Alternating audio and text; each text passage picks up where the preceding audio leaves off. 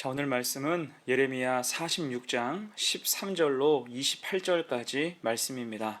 함께 읽습니다. 바벨론의 느부갓네살 왕이 와서 애굽 땅을 칠 일에 대하여 선지자 예레미야에게 이르신 여호와의 말씀이라. 너희는 애굽에 선포하며 믹돌과 높과 다바네스에 선포하여 말하기를 너희는 굳건히 서서 준비하라. 네 사방이 칼에 삼키었느니라. 너희 장사들이 쓰러지면 어찌하느냐. 그들이 서지 못하면 여호와께서 그들을 몰아내신 까닭이니라. 그가 많은 사람을 넘어지게 하심에 사람이 사람 위에 엎드러지며 이르되 일어나라. 우리가 포악한 칼을 피하여 우리 민족에게로 우리 고향으로 돌아가자 하도다. 그들이 그곳에서 부르짖기를 애굽의 바로 왕이 망하였도다. 그가 기회를 놓쳤도다. 만군의 여호와라 일컫는 왕이 이르시되 나의 삶으로 맹세하노니 그가 과연 산들 중에 타볼같이 해변의 갈멜같이 오리라. 애굽에 사는 딸이여, 너는 너를 위하여 포로의 짐을 꾸리라. 노비 황무하며 불에 타서 주민이 없을 것입니다. 애굽은 심히 아름다운 암송아지일지라도 북으로부터 쇠파리 떼가 줄곧 오리라. 또 그 중에 고용꾼은 살진 수송아지 같아서 돌이켜 함께 도망하고 서지 못하였나니 재난의 날이 이르렀고 벌받는 때가 왔음이라. 애굽의 소리가 뱀의 소리 같으리니 이는 그들의 군대가 벌목하는 자같이 도끼를 가지고 올 것임이라. 그들이 황충보다 많아서 셀 수 없으므로 조사할 수 없는 그의 수풀을 찍을 것이라. 딸 애굽이 수치를 당하여 북쪽 백성의 손에 부침을 당하리로다. 만군의 여호와 이스라엘의 하나님께서 말씀하시니라. 보라, 내가 노예 하몬과 바로와 애굽과 애굽 신들과 왕들 곧 바로와 및 그를 의지하는 자들을 벌할 것이라. 내가 그들의 생명을 노리는 자의 손 곧 바벨론의 느부갓네살 왕의 손과 그 종들의 손에 넘기리라. 그럴지라도 그 후에는 그 땅이 이전같이 사람 살 곳이 되리라. 여호와의 말씀입니다. 내 종 야곱아, 두려워하지 말라. 이스라엘아, 놀라지 말라. 보라, 내가 너를 먼 곳에서 구원하며 내 자손을 포로된 땅에서 구원하리니 야곱이 돌아와서 평안하며 걱정 없이 살게 될 것이라. 그를 두렵게 할 자 없으리라. 여호와의 말씀이니라. 내 종 야곱아, 내가 너와 함께 있나니 두려워하지 말라. 내가 너를 흩었던 그 나라들은 다 멸할지라도 너는 사라지지 아니하리라. 내가 너를 법도대로 징계할 것이요 결코 무죄한 자로 여기지 아니하리라 하시니라. 영원한 반석이란 제목으로 말씀 증거합니다. 어제 말씀은 갈그미스 전투에 대한 이야기였죠. 신세력인 바벨론과 구세력인 애굽이 중동에 패권을 두고 충돌한 사건입니다. 그때 바벨론이 크게 승리했죠. 그리고 그 시점으로 하나님의 유다 심판 계획도 선포됐습니다. 그래서 여호야김 넷째 해라는 시점이 중요하다 말씀을 배웠습니다. 이어서 오늘 말씀은 갈그미스 전쟁의 패배 이후로 애굽 본토가 바벨론의 침공을 받을 것임을 예언하는 말씀, 애굽에 대한 심판이 선포되는 말씀입니다. 의미가 무엇일까? 두 가지로 생각을 해봅니다. 첫 번째, 애굽은 의지할 대상이 아니라는 것입니다. 14절, 15절 보세요. 너희는 애굽에 선포하며 믹돌과 높과 다바네스에 선포하여 말하기를 너희는 굳건히 서서 준비하라. 내 사방이 칼에 삼키웠느니라. 너희 장사들이 쓰러짐은 어찌함이냐. 그들이 서지 못하면 여호와께서 그들을 몰아내신 까닭이니라. 아멘. 하나님은 애굽을 향해서 굳건히 준비하라 라고 말씀하세요. 늘 하던 대로 우상을 앞세우고 1월 성신에게 제사하고 군사력을 자랑해보라는 것입니다. 이것은 일종의 조롱이죠. 그래봐야 전부 깨지고 만다는 것입니다. 왜요? 15절 하반절입니다. 그들이 서지 못함은 여호와께서 그들을 몰아내신 까닭이라. 애굽에 대한 심판 계획은 이미 세워졌다는 것입니다. 지금껏 애굽은 유다 사람들에게 의지의 대상이었어요. 심지어 갈그미스 전투에서 패했지만 애굽 사람들뿐 아니라 유다 사람들도 설마 바벨론이 본토까지, 애굽의 본토까지 침략할까 안일하게 생각했습니다. 애굽은 다시 재기할 것이다 하면서 여전히 의지했다는 것입니다. 하지만 역사가인 요세푸스의 기록에 의하면 유다의 멸망 이후 모든 사람의 예상을 깨고 바벨론은 전광석화처럼 애굽 본토까지 쳐들어갔다라고 기록하고 있어요. 여러분, 그래서 데살로니가전서 5장의 말씀이 정확하죠. 그들이 평안하다, 안전하다 할 그때에 임신한 여자에게 해산의 고통이 이름과 같이 멸망이 갑자기 그들에게 이르리니 결코 피하지 못하리라. 아멘. 실제 역사의 기록으로 애굽은 이때 초토화되죠. 그들이 의지했던 모든 것이 다 무너졌다는 것입니다. 그리고 그때서야 애굽을 의지하고 애굽으로 피신했던 사람들이 후회한다는 거예요.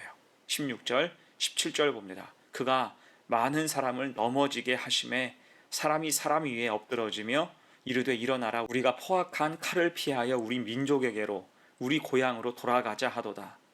그들이 그곳에서 부르짖기를 애굽의 바로 왕이 망하였도다. 그가 기회를 놓쳤도다. 후회한다는 거예요. 애굽은 의지할 대상이 아님을 그때서야, 애굽의 심판이 임한 후에야 알게 된다는 것입니다. 여러분, 우리도 그렇습니다. 살면서 우리가 의지하고 절대화하는 것들이 있어요. 하지만 그것을 의지하고 살 때 그 끝은 실망이고 허무일 수밖에 없습니다. 사람을 의지하면 실망이 오고 돈을 의지하면 허무가 찾아온다고 하죠. 오직 피조물인 우리가 의지할 대상은 우리를 지으신 하나님밖에 없는 것입니다. 그것이 순리이고 진리이며 영원한 약속이 되는 줄로 믿습니다. 그 믿음 가지고 사는 복된 성도가 되시기를 축원합니다. 아멘. 두 번째예요. 본문의 의미 두 번째, 애굽이 자랑하는 것에 덧없음을 보라는 것입니다. 여러분, 애굽은 어떤 나라입니까? 20절로 22절이에요. 애굽은 심히 아름다운 암송아지일지라도 북으로부터 쇠파리 떼가 줄곧 오리라.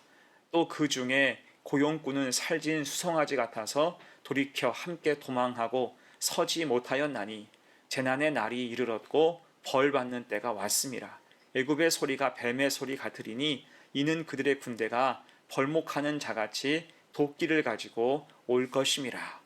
자, 이 말씀을 보면 애굽을 상징하는 몇 가지 표현이 있죠.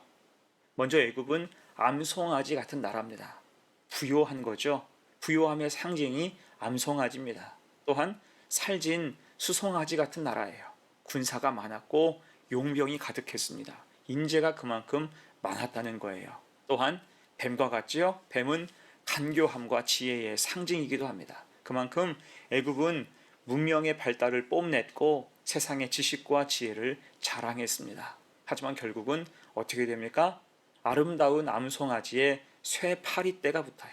끈질기게 따라 붙습니다. 그럴 때 풍성함과 아름다움이 북쪽에서 오는 쇠파리떼 곧 바벨론 군대에 의해서 파괴된다는 것입니다. 살진 수송아지 같았던 군대와 거침없던 용병들, 인재들도 뿔뿔이 흩어진다라고 말씀해요. 뱀은 휘두르는 도끼질 앞에서 소리만 내면서 전부 도망칠 수밖에 없다는 것입니다. 지혜도 필요 없는 순간이 찾아온다는 거예요. 자, 이때 덧붙여서 이런 암송아지와 수송아지, 뱀은 애굽이 자랑하는 우상을 상징하기도 합니다. 그게 다 무너진다라는 말씀입니다. 자, 왜일까요? 그 모든 것은 사상 누각과 같은 것이기 때문이에요. 여러분, 사상 누각이 무엇입니까? 모래 위에 세운 집이죠. 기반이 약하고 기초가 약한 곳에 아무리 멋진 집을 세운다 한들 흔들리고 무너질 수밖에 없다는 것입니다. 지금 애굽이 그런 꼴이에요. 그들이 나일강을 자랑하고 부요함을 자랑하고 지혜와 군사력을 자랑했지만 그 기초는 뿌리 깊은 우상 숭배였습니다. 결국 하나님이 치실 때 힘없이 무너지고 만다는 거예요. 자, 이제 오늘 말씀에 결론을 내리면서 27절, 28절 봅니다. 내 종 야곱아 두려워하지 말라. 이스라엘아 놀라지 말라. 보라, 내가 너를 먼 곳에서 구원하며 내 자손을 포로된 땅에서 구원하리니 야곱이 돌아와서 평안하며 걱정 없이 살게 될 것이라. 그를 두렵게 할 자 없으리라. 여호와의 말씀이니라. 내 종 야곱아, 내가 너와 함께 있나니 두려워하지 말라. 내가 너를 흩었던 그 나라들은 다 멸할지라도 너는 사라지지 아니하리라. 내가 너를 법도대로 징계할 것이요 결코 무죄한 자로 여기지 아니하리라 하시니라. 아멘. 자, 오늘 말씀의 시점은 심판 전이에요. 여호야김 넷째라고 한다면 멸망당하기 약 20년 전입니다. 겸비하고 다시 말씀을 붙잡고 하나님께 돌아갈 충분한 시간이 있었습니다. 그런데 벌써부터 도망치고 애굽을 의지하려고 하는 사람들이 많았죠. 전체 여론이 그랬습니다. 왕과 고관들부터 애굽을 의지했으니 일반 백성은 말할 것도 없었어요. 그래서 본문에서 더 강하고 분명하게 말씀하시는 것입니다. 애굽은 심판의 대상일 뿐 의지할 대상이 아니며 그들의 모든 자랑도 무너진다는 것입니다. 하지만 그 악한 백성이 어떻게 합니까? 하나님 말씀을 듣지 못하고 믿지 못할 때 끝내 돌이키지 못합니다. 결국 나라도 망하고 애굽으로 피신했던 그 사람들도 애굽이 망하면서 함께 소멸하는 신세가 된다는 거예요. 내가 너를 법도대로 징계할 것이요 결코 무죄한 자로 여기지 아니하리라. 하나님을 바라보지 못하고 헛된 것을 의지하고 나아갈 때 결코 무죄한 자로 여기지 않는, 심판과 징계를 피할 수 없는 신세밖에 될 수 없다는 것입니다. 여러분, 우리도 그렇습니다. 우리도 헛된 것에 빠져서 무너질 것을 붙잡고 무너질 것 위에 인생을 세우려고 할 때가 있어요. 이때 기억해야 됩니다. 반석은 이 세상이 아니고 돈이나 사람도 결코 아니라는 거예요. 우리에게 반석은 오직 예수 그리스도밖에 없습니다. 하나님을 의지하고 살아야 돼요. 마태복음 7장 24절 25절 말씀입니다. 그러므로 누구든지 나의 이 말을 듣고 행하는 자는 그 집을 반석 위에 지은 지혜로운 사람 같으리니 비가 내리고 창수가 나고 바람이 불어 그 집에 부딪히되 무너지지 아니하나니 이는 주추를 반석 위에 놓은 까닭이요. 아멘. 우리에게 유일한 반석은 예수 그리스도밖에 없습니다. 그 반석 위에 인생을 세워나갈 때 평안하고 든든하겠죠. 결국은 주님 영접을 받으며 천성에 이르게 될 줄로 믿습니다. 이 믿음을 가지고 우리에게 주신 사명을 잘 감당하며 영원하신 반석 되신 주님과 늘 동행하고 살아가는 복된 성도가 되시기를 간절히 축원합니다. 아멘. 함께 기도합니다. 은혜의 주님, 오늘도 생명의 은혜를 우리에게 덧입혀 주셔서 감사합니다. 세상에 우리를 미혹하는 악한 것들이 있습니다. 그것이 결코 인생의 반석이 될 수 없건만 유혹에 빠져서 오늘 이스라엘 백성이 애굽을 의지한 것처럼 세상 것들을 의지할 때가 있습니다. 우리를 용서하여 주옵소서. 악한 것과 같이 망하지 않게 하옵소서. 대신 우리는 굳건한 믿음으로 오직 예수 그리스도 그 반석 위에 인생의 집을 짓는 성도가 되게 하옵소서. 우리에게 유일한 반석, 영원한 반석은 오직 예수밖에 없음을 고백하게 하옵소서. 감사드리며 예수님의 이름으로 기도하옵나이다. 아멘.